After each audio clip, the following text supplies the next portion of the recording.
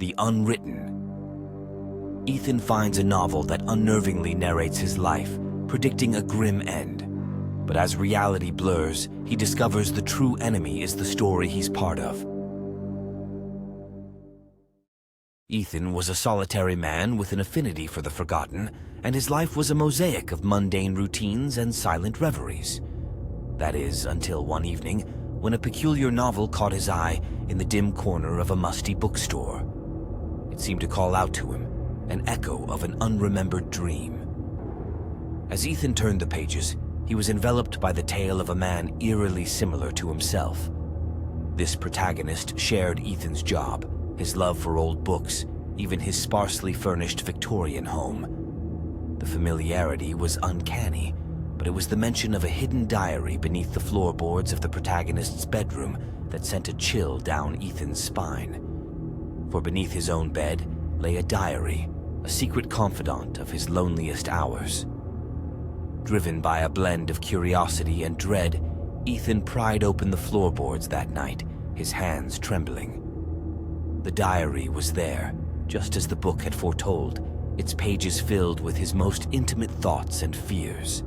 Panic clawed at his mind, a whispered question in the dark. How could a stranger know of this? The novel spoke of a lurking presence, a shadow that trailed the protagonist, always out of sight but never out of mind. Ethan felt the weight of unseen eyes upon him, a gaze that followed his every step. The story became a mirror to his life, reflecting back at him a reality distorted by the ink of another's pen. But the most terrifying revelation was yet to come. The protagonist was fated to meet his end at the hands of an unseen killer, a shadow that waited patiently for the right moment to strike. Nights turned restless as Ethan searched for clues within the book, each page a step deeper into the labyrinth of his own paranoia. The once familiar corners of his home now whispered secrets, and the shadows seemed to move with a life of their own.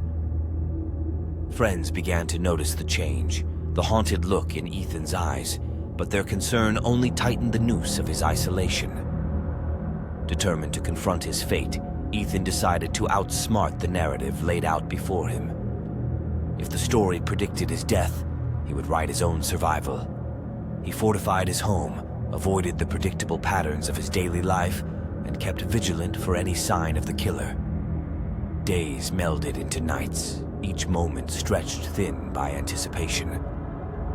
Then came the night when the air turned brittle with the promise of revelation. Ethan sat in his dimly lit study, the novel open before him as a storm raged outside. The power flickered, casting his shadow against the walls in a macabre dance. That's when he heard it, the faint creak of a floorboard upstairs, a sound out of place in the solitary night.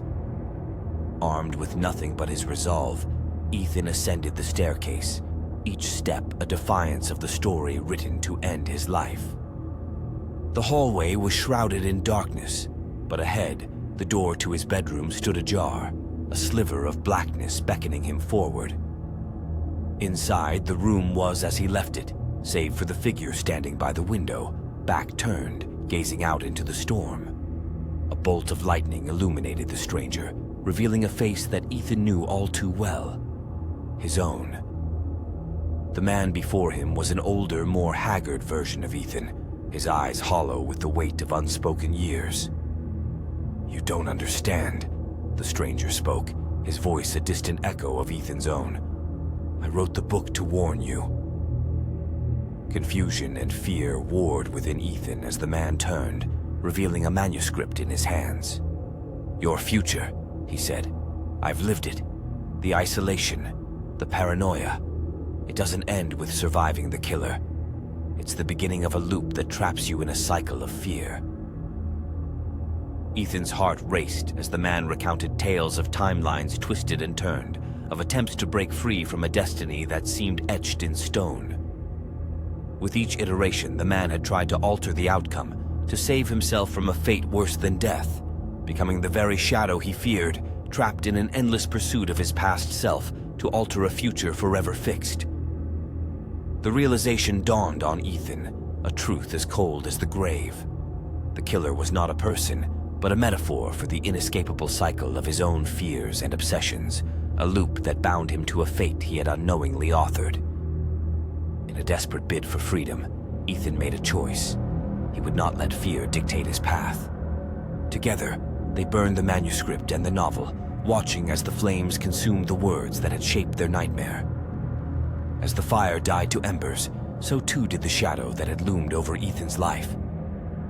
The dawn broke on a world subtly changed. Ethan stepped out into the light, the weight of the past lifted from his shoulders. He knew the road ahead would be wrought with the unknown, but the fear that had once constrained him now lay in ashes. Ethan's story spread, a tale of a man who faced the darkness within and emerged victorious. Yet, in the heart of Eldridge, the whispers in the shadows lingered, a reminder of the fine line between reality and the realms penned in the pages of a book forgotten by time, but not by memory. In the end, Ethan realized the true horror was not in the looming threat of a killer, but in the realization that the darkest depths of terror lie within the pages we write for ourselves, in the stories we tell, and the futures we try to escape.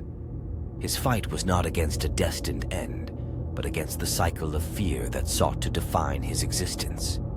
And in breaking free, he found not just survival, but a new beginning.